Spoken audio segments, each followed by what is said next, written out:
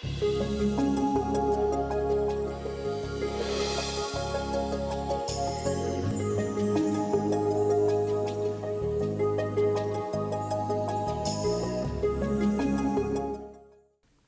ടെലിവിഷൻ്റെ പ്രിയപ്പെട്ട എല്ലാ പ്രേക്ഷകരെയും ഈ ഡെയിലി മിറർ പ്രോഗ്രാമിലേക്ക് ദൈവത്തിൻ്റെ നാമത്തിൽ സ്വീകരിക്കുന്നു, സ്വാഗതം ചെയ്യുന്നു.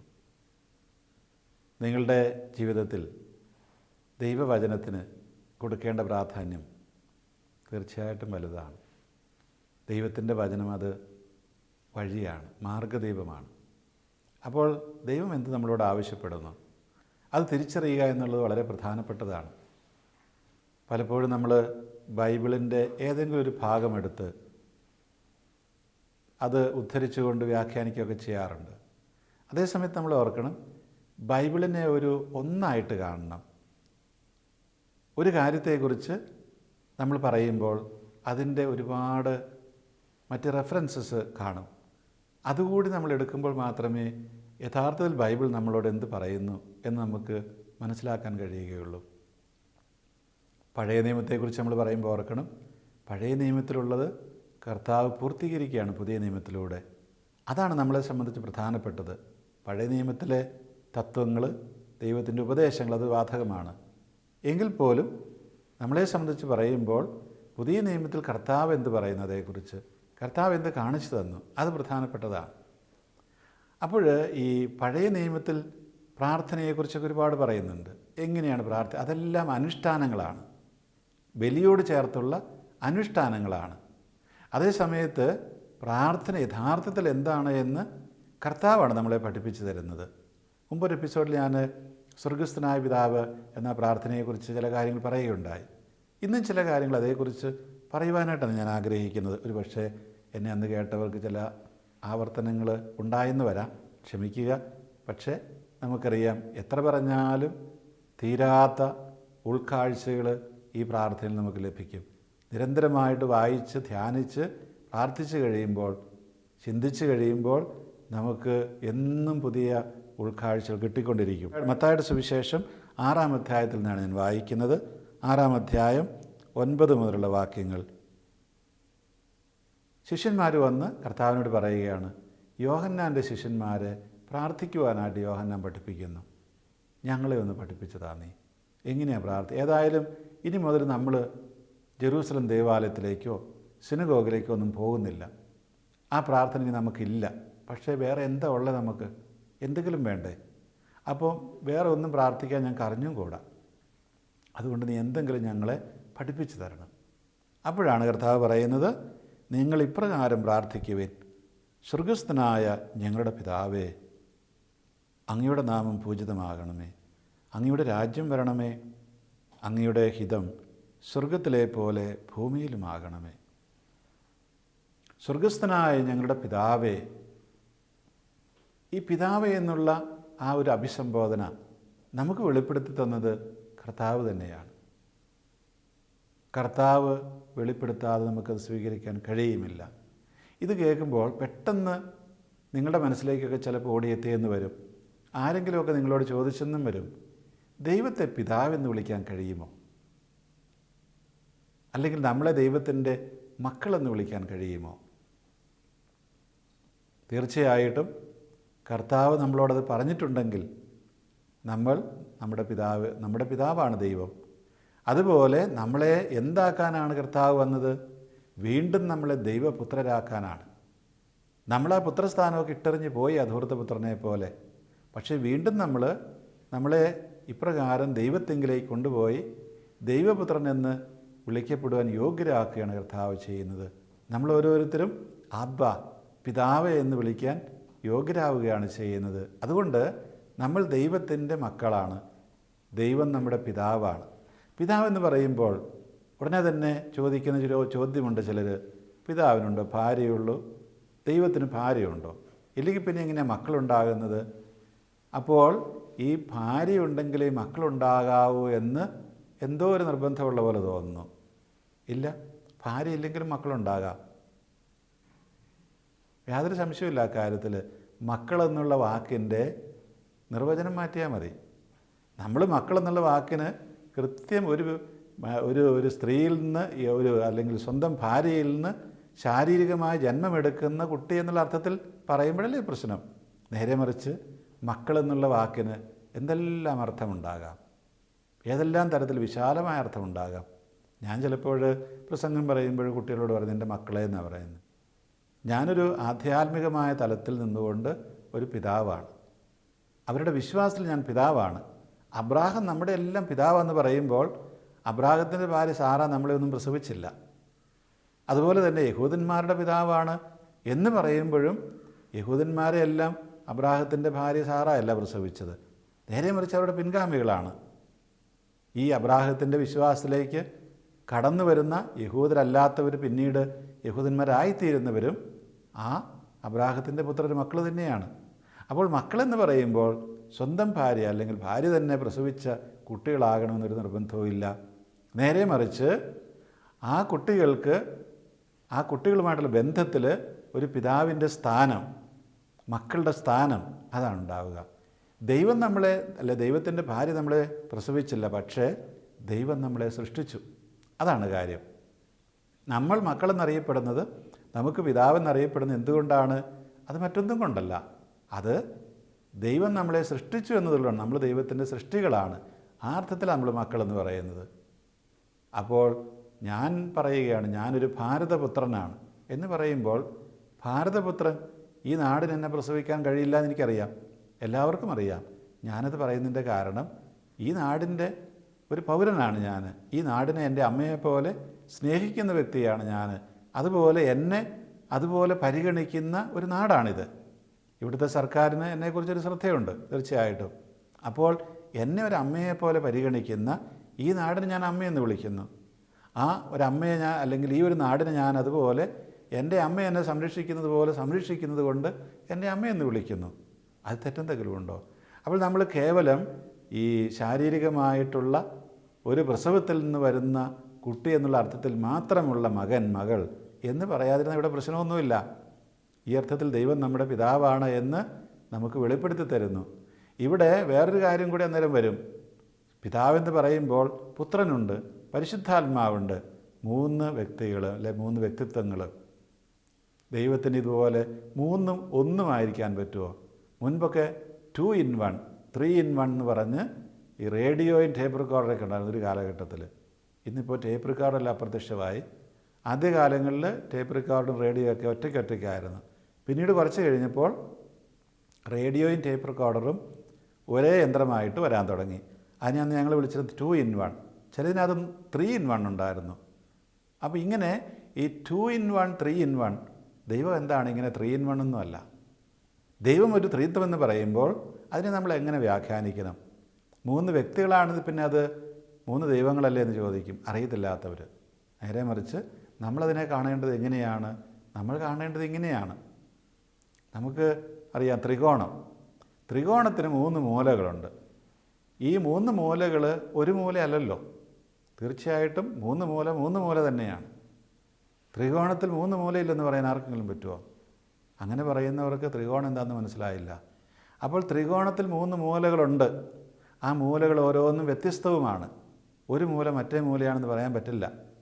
എന്നാൽ ഈ 3 മൂലകളും കൂടെ കൂടിച്ചേരുന്ന ഒന്നാണ് ത്രിത്വം എന്ന്, അല്ലെങ്കിൽ ആ ട്രയാങ്കിൾ, ത്രികോണം എന്ന് പറയുന്നത്. അത് 3 എണ്ണമല്ല, അത് ഒരെണ്ണമാണ്. അത് ആ ത്രികോണം എന്ന് പറയുന്നത് ഒരെണ്ണമാണ്, ഒറ്റയാണ്. നേരെ മറിച്ച് അതിൻ്റെ മൂലകളെല്ലാം വ്യത്യസ്തമാണ്. ഇതാണ് ഈ പറഞ്ഞു വരുന്നത്. ത്രിത്വം എന്ന് പറയുമ്പോൾ വളരെ ലളിതമായിട്ട് അങ്ങനെയൊക്കെ പറയാം, പക്ഷേ അത് മുഴുവൻ ശരിയൊന്നുമല്ല. എങ്കിലും നമുക്ക് നമ്മുടെ മനുഷ്യ മനസ്സിന് മനസ്സിലാകത്തക്ക രീതിയിൽ ഞാൻ പറഞ്ഞതേ ഉള്ളൂ. അപ്പോൾ ത്രിത്വം എന്ന് പറയുമ്പോൾ നിങ്ങൾ പറയണം, ഇതാണ് ത്രിത്വത്തിൻ്റെ അർത്ഥം. അപ്പോൾ പിതാവായ ദൈവം എന്ന് പറയുമ്പോൾ ഈ ത്രിത്വത്തിലെ ഇതുപോലെയുള്ള ഒരു മൂലയുടെ ഓർമ്മ വരണം. അവിടെ ആ പിതാവിൻ്റെ സങ്കല്പം എന്ന് പറയുന്നത് എന്താണ്? അത് ആ പിതാവിൻ്റെ സ്നേഹം, കരുതൽ, ഇതൊക്കെ പറയാൻ വേണ്ടിയിട്ടാണ് യഥാർത്ഥത്തിൽ അവിടെ അത് കൊണ്ടുവരുന്നത്. അതുപോലെ പുത്രൻ എന്ന് പറയുമ്പോൾ ഈ പുത്രൻ നമ്മളെ രക്ഷിക്കുവാൻ വേണ്ടി വന്നവനാണ്. അപ്പോൾ പിതാവ് അല്ലെങ്കിൽ ആ ദൈവവും ഈ ദൈവവും തമ്മിൽ രണ്ടാണെന്ന് വെച്ചല്ല. ഇത് രണ്ടും ഒരു ത്രികോണത്തിൻ്റെ മൂലകൾ തന്നെയാണ്. അതുപോലെ തന്നെയാണ് പരിശുദ്ധാത്മാവ്. അപ്പോൾ ത്രിത്വത്തെക്കുറിച്ച് നിങ്ങളോടൊക്കെ ആരെങ്കിലും ഒക്കെ ചോദിച്ചെന്ന് വരും. ഇപ്പോൾ കൂടുതലായിട്ട് നമ്മുടെ മക്കളോട്, കുട്ടികളോട് പലരും ചോദിക്കുന്നൊരു ചോദ്യമാണിത്. മറ്റു മതസ്ഥരായ ചിലർ, ഈ ത്രിത്വം എങ്ങനെയാണ്, അത് സാധിക്കുമോ, അത് 3 വ്യക്തികളല്ലേ? അല്ല, ഈ ത്രികോണത്തിൻ്റെ മാതൃക പറഞ്ഞു കൊടുക്കുക. അങ്ങനെയാണ് അതായിത്തീരുന്നത്, അതല്ലാതെ വേറെ രീതിയിലല്ല. ഇനി അതുപോലെ തന്നെ പറയുന്നു, കർത്താവ് എങ്ങനെയാണ് ജനിച്ചത്? പുരുഷനിൽ നിന്നല്ലാതെ ജനിച്ചു. അങ്ങനെ സാധിക്കുമോ? സാധിക്കുമോ എന്ന് വെച്ചാൽ സാധിക്കും. സാധിക്കുന്ന പല സന്ദർഭങ്ങളുമുണ്ട്. അതുകൊണ്ട് അസാധ്യമായിട്ടുള്ളതല്ല അത്. തീർച്ചയായിട്ടും ദൈവത്തിന് ഇതെല്ലാം കഴിയും. നമ്മൾ ജന്മമെടുക്കുന്നത് എങ്ങനെയാണ്? ദൈവം തരുന്ന ആ ജീവനാണത്. നമുക്ക് ജീവൻ തരാനായിട്ട് ദൈവത്തിന് കഴിയുമെങ്കിൽ തീർച്ചയായിട്ടും നമ്മളിൽ ഈ ജീവൻ ഉടലെടുക്കുന്ന ആ രീതിയിൽ ഒരല്പം വ്യത്യാസം വരുത്താനും ദൈവത്തിന് കഴിയില്ലേ?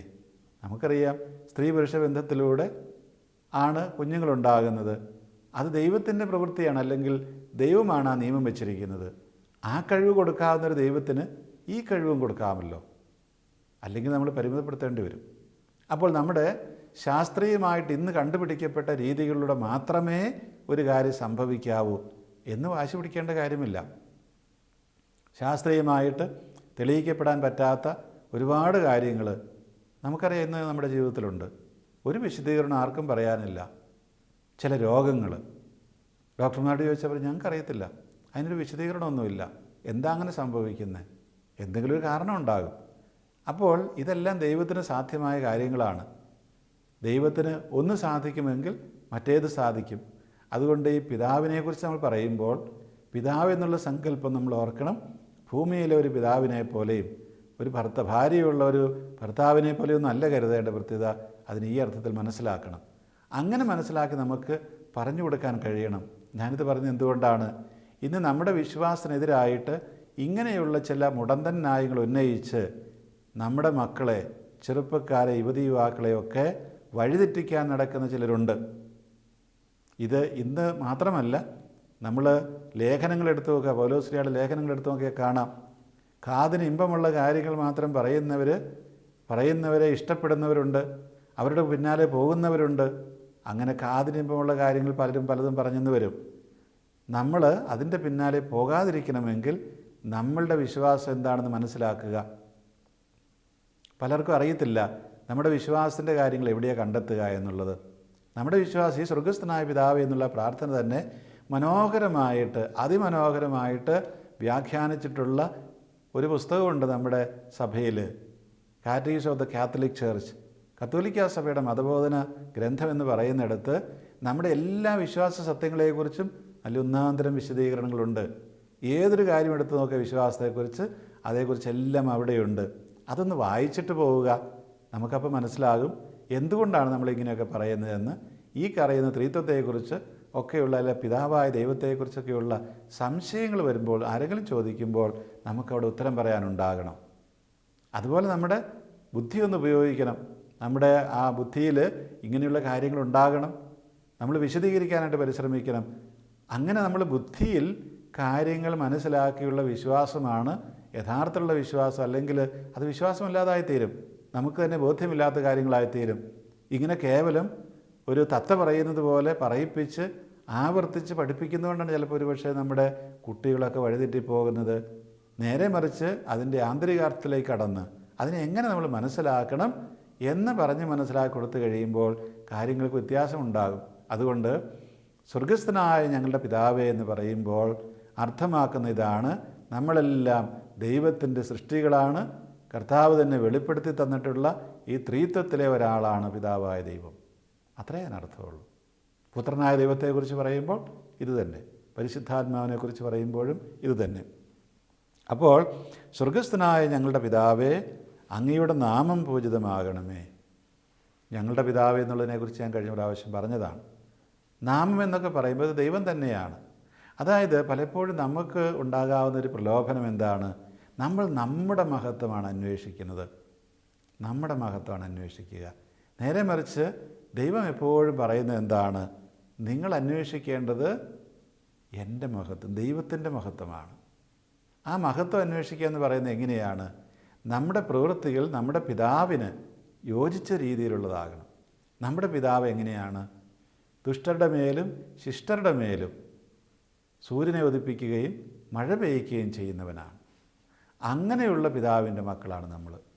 അപ്പോൾ അവിടുത്തെ നാമം പൂജിതമാകണമെന്ന് പറഞ്ഞ അർത്ഥം ഇതാണ്. ഈ പിതാവിനെ പോലെ ഞാനുമായി തീരുമ്പോൾ നമ്മൾ അറിയാതെ തന്നെ അവിടുത്തെ നാമത്തെ നമ്മൾ മഹത്വപ്പെടുത്തുകയാണ് ചെയ്യുക, പൂജിതമാക്കുകയാണ് ചെയ്യുക. നമ്മളെ നോക്കിയിട്ട് മറ്റുള്ളവർ പറയും, നോക്ക്, അവനെ നോക്ക്, അവൻ ദൈവവിശ്വാസിയാണ്, അവനൊരു ക്രൈസ്തവനാണ്, ക്രൈസ്തവളാണ്, ക്രൈസ്തവ വ്യക്തിയാണ് എന്ന് പറയാനായിട്ട് ഇടവരും. കാനോന നമസ്കാരം സീറോ മലബാർ സഭയിൽ ആബേലച്ചൻ എഴുതിയ അല്ലെങ്കിൽ തയ്യാറാക്കിയ കാനോന നമസ്കാരത്തിലെ പ്രഭാത പ്രാർത്ഥനയിൽ ആദ്യത്തെ ഒരു ശ്ലോസയുണ്ട്. പുതിയ ദിവസം ആരംഭിക്കുമ്പോൾ സ്വർഗത്തെ ലക്ഷ്യമാക്കിക്കൊണ്ട് പുതിയ ദിവസം ആരംഭിക്കുവാനും മറ്റുള്ളവർ ഞങ്ങളുടെ പ്രവൃത്തികൾ കണ്ട് അങ്ങയെ സ്തുതിക്കത്തക്കവണ്ണം ഞങ്ങളുടെ പ്രവൃത്തികളാക്കി തീർക്കണമെന്നാണ്. അതായത് ഞങ്ങളുടെ പ്രവൃത്തികൾ കണ്ട് മറ്റുള്ളവർ അങ്ങയെ സ്തുതിക്കണം. അതാണ് ഈ പിതാവിൻ്റെ മക്കളുടെ ജോലി. അങ്ങയുടെ നാമം പൂജിതമാകണമെന്ന് പറഞ്ഞാൽ ഇങ്ങനെയാണ്. ആ പൂജിതമാക്കേണ്ടതിൻ്റെ ഉത്തരവാദിത്വം നമുക്കാണ്. അതല്ലാതെ വെറുതെ വാക്കിലൂടെ പറഞ്ഞാൽ പോരാ. സങ്കീർത്തനത്തിൽ എപ്പോഴും പറയും, നിങ്ങൾ കർത്താവിനെ സ്തുതിക്കുവിൻ. അത് വായിച്ചാൽ മതിയോ? പോരാ, നമ്മൾ സ്തുതിക്കണ്ടേ? നമ്മളെല്ലാ ദിവസവും കർത്താവിന് സ്തുതി കൊടുക്കണം. അത് വാക്കിൽ മാത്രമല്ല, കർത്താവ് അങ്ങേക്ക് സ്തുതി എന്ന് മാത്രം പറഞ്ഞാൽ പോരാ. അതിലുപരിയായിട്ട് യഥാർത്ഥത്തിലുള്ളൊരു മകൾ എന്ന നിലയിൽ ഞാൻ ആ നാമത്തിന് മറ്റുള്ളവർ സ്തുതി കൊടുക്കത്തക്ക രീതിയിലുള്ള പെരുമാറ്റ ശൈലിയുള്ള വ്യക്തിയാകണം. അപ്പോൾ ഞാൻ യഥാർത്ഥത്തിൽ മകനാകും, മകളാകും, ദൈവം എൻ്റെ പിതാവാകും, അവിടുത്തെ നാമം ഞാൻ പൂജിതമാക്കും. പൂജിക്കത്തക്ക രീതിയിലുള്ളതാക്കും. നേരെ മറിച്ച് ചിലരെക്കുറിച്ച് നമ്മൾ പറയാറില്ലേ, അവൻ്റെ അപ്പൻ്റെ തനി സ്വഭാവമാണ് എന്ന് പറഞ്ഞാൽ അപ്പൻ അതുകൊണ്ട് തെമ്മാടിയാണെന്നർത്ഥം. നേരെ മറിച്ച് ഇവിടെ നിൻ്റെ നാമം പൂജിതമാകണമെന്ന് പറയുമ്പോൾ അത് നമ്മളിലേക്കാണ് ഉത്തരവാദിത്വം വരുന്നത്, മറ്റുള്ളവരിലേക്കല്ല. പിതാവിൻ്റെ നാമം, വ്യക്തിത്വം മഹത്തരമാക്കേണ്ടത് മകൻ്റെയും മകളുടെയും കടമയാണ്. ഇത് നമ്മൾ മറന്നു പോകാതിരിക്കുക. അതിലൂടെ നമ്മൾ പിതാവിൻ്റെ ആ ശൈലി സ്വീകരിക്കുക. വീണ്ടും പറയുന്നു, അവിടുത്തെ രാജ്യം വരണം. പിതാവിൻ്റെ രാജ്യം എന്താണത്? സ്വർഗരാജ്യം എന്ന് പറയുന്നതാണത്. സ്വർഗരാജ്യം അത് മറ്റൊന്നുമല്ല, സ്നേഹത്തിൻ്റെ രാജ്യമാണ്. പരസ്പരം ക്ഷമിക്കുന്നതിൻ്റെയും സഹിക്കുന്നതിൻ്റെയും പങ്കുവയ്ക്കുന്നതിൻ്റെയൊക്കെ രാജ്യമാണ്. അതാണ് പിതാവിൻ്റെ രാജ്യം എന്ന് പറയുന്നത്. ആ രാജ്യം വരണമെന്നാണ് നമ്മൾ പ്രാർത്ഥിക്കുന്നത്. ഇവിടെയും ഉത്തരവാദിത്വം നമ്മളിലേക്കാണ് വരിക, പിതാവിലല്ലല്ലോ. നമ്മളിത് പ്രാർത്ഥിക്കുമ്പോൾ കർത്താവ് പറഞ്ഞത് എന്താണ് ശിഷ്യന്മാരോട്? നിങ്ങളിങ്ങനെ പ്രാർത്ഥിക്കുക, അങ്ങയുടെ രാജ്യം വരണമേ. അങ്ങയുടെ രാജ്യം വരണമെന്ന് നമ്മൾ പ്രാർത്ഥിച്ചാൽ മാത്രം പോരാ, അത് ദൈവമല്ലല്ലോ കൊണ്ടുവരേണ്ടത്, നമ്മളല്ലേ കൊണ്ടുവരേണ്ടത്. നമ്മൾ കൊണ്ടുവന്നെങ്കിൽ മാത്രമേ രാജ്യം ഉണ്ടാവുകയുള്ളൂ, നമുക്ക് ആ രാജ്യത്തെ പ്രചരിപ്പിക്കാനായിട്ട് കഴിയുകയുള്ളൂ. എല്ലാ ക്രിസ്ത്യാനികളും ഈ പിതാവിൻ്റെ യഥാർത്ഥ മക്കളായി അവിടുത്തെ നാമം പൂജിതമാക്കുകയാണെങ്കിൽ, മഹത്വപ്പെടുത്തുകയാണെങ്കിൽ ഒരു സംശയവും കൂടാതെ അവിടുത്തെ രാജ്യം വരും. ഒരു സംശയം വേണ്ട ആ കാര്യത്തിൽ. നമ്മൾ ക്രിസ്ത്യാനികൾ ദൈവത്തിൻ്റെ മക്കളെന്ന നിലയിൽ പ്രവർത്തിക്കാൻ ആരംഭിക്കുമ്പോൾ അവിടെ ദൈവത്തിൻ്റെ രാജ്യം വരും. പരസ്പരം സ്നേഹിക്കുന്നവരുടെയും പങ്കുവയ്ക്കുന്നവരുടെയും രാജ്യം വരും. അവിടെ ഓർക്കുക, ഈ പരസ്പരം പങ്കുവയ്ക്കുക എന്ന് പറയുമ്പോൾ നമ്മൾ ക്രിസ്ത്യാനികൾ മാത്രം പങ്കുവയ്ക്കുക എന്നല്ല, എല്ലാവർക്കും. കാരണം നമ്മളങ്ങനെയാണ് മനുഷ്യകുലത്തെ കാണുന്നത്. അതുകൊണ്ട് അവിടെ ഒരു പരിധിയൊന്നും വയ്ക്കേണ്ട കാര്യമില്ല. നമ്മളിപ്രകാരം അവിടുത്തെ രാജ്യത്തിന് വേണ്ടി അധ്വാനിക്കുക. കർത്താവ് തന്നെ പറയും, നിങ്ങൾ അവിടുത്തെ രാജ്യവും അവിടുത്തെ നീതിയും അന്വേഷിക്കുക, ബാക്കിയെല്ലാം കൂട്ടിച്ചേർക്കപ്പെടും. അപ്പോഴങ്ങനെ നമുക്ക് ഈ ദൈവത്തിൻ്റെ രാജ്യം വരുത്തുവാനുള്ള ഉത്തരവാദിത്വം തന്നിട്ടാണ് കർത്താവ് പോകുന്നത്. കർത്താവ് ഈ പ്രാർത്ഥന പഠിപ്പിക്കുമ്പോൾ പറയുന്ന കാര്യം എന്താണ്? കേവലം വാക്കുകൊണ്ട് നിങ്ങൾ ഉച്ചരിച്ചാൽ പോരാ, നിങ്ങളുടെ പ്രവൃത്തിയിൽ മാറ്റങ്ങളുണ്ടാകണം. അതോടൊപ്പം ഇത് പറയുകയും ചെയ്യുക. ഇത് നിങ്ങളുടെ മനസ്സിൽ കോറിയിട്ടെങ്കിലേ നിങ്ങൾക്ക് ആ രീതിയിൽ പ്രവർത്തിക്കാൻ കഴിയുകയുള്ളൂ. നമുക്ക് പ്രാർത്ഥിക്കാം. പ്രിയമുള്ളവരെ, കാരുണ്യവാനായ ദൈവമേ, നിൻ്റെ പുത്രനിലൂടെ ഞങ്ങൾക്ക് നീ ആരാണ് എന്ന് വെളിപ്പെടുത്തി തന്നുവല്ലോ. പിതാവും പുത്രനും പരിശുദ്ധാത്മാവുമായ ത്രിത്വൈക ദൈവമാണല്ലോ നീ ഞങ്ങളുടെ പിതാവാണെന്ന് നീ തന്നെ വെളിപ്പെടുത്തി തന്നു. ഞങ്ങളുടെ സൃഷ്ടാവെന്ന നിലയിൽ, അതുപോലെ തന്നെ ആ പിതാവിൻ്റെ മക്കളെന്ന നിലയിൽ ഞങ്ങളെല്ലാം സഹോദരി സഹോദരന്മാരുമാണല്ലോ. നിൻ്റെ മക്കളെന്ന നിലയിൽ നിൻ്റെ നാമമാണല്ലോ ഞങ്ങൾ മഹത്വപ്പെടുത്തേണ്ടതിന് അതിൻ്റെ ഉത്തരവാദിത്വം നീ ഞങ്ങൾക്ക് നൽകിയിരിക്കുന്നുവല്ലോ. കർത്താവെ, നീ ഞങ്ങൾക്ക് നൽകിയ വലിയ ഉത്തരവാദിത്വം നിർവഹിക്കുവാനുള്ള കൃപ എനിക്കും എന്നെ കാണുന്ന ഓരോരുത്തർക്കും കൊടുത്ത് അനുഗ്രഹിക്കണമെന്ന് പ്രാർത്ഥിക്കുന്നു. പ്രത്യേകിച്ച് ഞങ്ങളുടെ മക്കൾക്ക് അതിനുള്ള ശക്തിയും ബലവുമെല്ലാം കൊടുക്കണമേ. പിതാവും പുത്രനും പരിശുദ്ധാത്മാവുമായ സർവേശ്വര, ആമേൻ.